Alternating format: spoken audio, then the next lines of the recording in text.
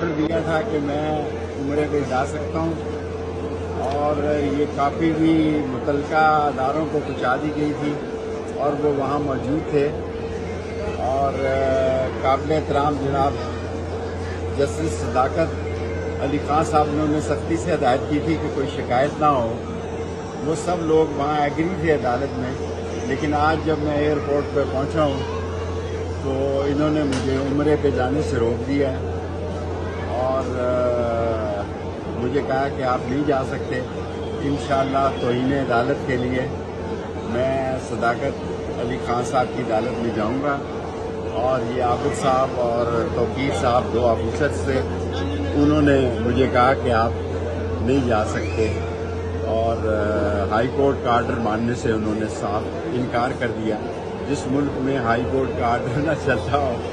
پھر اللہ کی طرف، آسمان کی طرف ہی دیکھنا ہے، اللہ سے مدد مانگنی ہے۔ اللہ انشاءاللہ تعالی عمرہ بھی کروائے گا، اور ان کو یہ اپنے فیصلے پر شرمندہ بھی ہونا پڑے گا۔